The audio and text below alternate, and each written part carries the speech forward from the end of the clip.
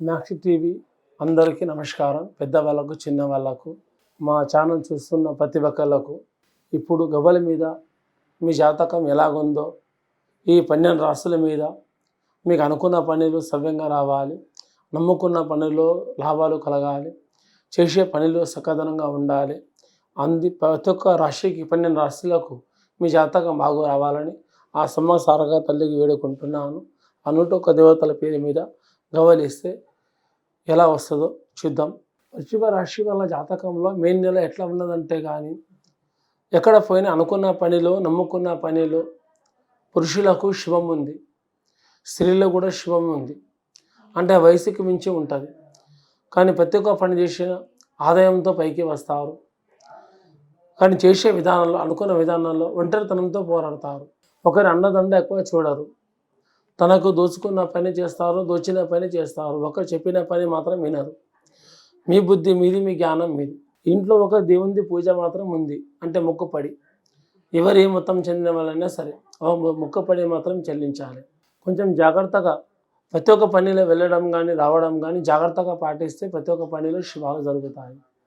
ఇంకా దీనివల్ల ఏముందంటే కానీ అమ్మవారి పేరు మీదకి వెళ్ళి గవ్వలాట మీద 4 వెల్లింకాలు పడ్డాయి కాబట్టి కొంచెం జాగ్రత్త ఉంటే మంచిది. కానీ ఇంకా ముందుకు కూడా విషయాల్లో ప్రతి ఒక్క రావడం కానీ వెళ్ళడం కానీ ప్లేస్లో కూడా కొంచెం జాగ్రత్తగా పాటిస్తే మంచిది వీళ్ళకు. దీనివల్ల లోకుల ప్రవేశం వల్ల అనుకున్న విధానంలో, నమ్ముకున్న విధానంలో సమస్యలు, చిక్కులు ఎదురొస్తాయి. అలాంటి కాబట్టి కొంచెం జాగ్రత్తగా నడుచుకుంటే మంచిది. చదువుకుంటున్న వాళ్ళు, ఇంకా మన స్త్రీలు కానీ, చదువుకుంటున్న పురుషులు కానీ, పిల్లలు చిన్న పాపల నుంచి పెద్ద వాళ్ళ వరకు చదువుకుంటున్న ప్రతి ఒక్కళ్ళు జాగ్రత్తలుగా పాటిస్తే మీరు మంచిది. కానీ కొత్త వాహనం అంటే ఇల్లు కానీ, పెళ్ళి కానీ అయిన వాళ్ళు, ఏదైనా రథం కొన్న వాళ్ళు, స్థలం కొన్న వాళ్ళు, గురు ప్రవేశం జరిగిన వాళ్ళు ఇలాంటి కొంత జాగ్రత్తలుగా పాటిస్తే మంచిది. కానీ లేనిపోని ఇబ్బందులు, చిక్కులు ఎదురు వస్తూనే ఉంటాయి. కొంచెం జాగ్రత్తగా మీరు ఫాలో అవుతే అది ప్రతి ఒక్కరికి మంచిది. ప్రతి ఒక్క పని శుభం జరుగుతుంది. కానీ వచ్చే పనిలో, వెళ్ళే పనిలో ఆదాయం వస్తుంది, కానీ చేతికి దీనిలో పడదు. వస్తుంది. ఈ 30 రోజుల్లో ఖర్చులు మాత్రం ఎక్కువ అవుతుంది. ఈ రాశి ఉన్న వాళ్ళకు ఖర్చు మాత్రం చాలా బాగుంది. కొంచెం జాగ్రత్తగా ఉంటే మీ చేతులు పురుషులకు ఖర్చు అవుతే స్త్రీలకు ఇవ్వండి, భార్యకు ఇవ్వండి. భార్య చేతుల మీదకి వెళ్ళి ఖర్చు అవుతే భర్తకు ఇవ్వండి.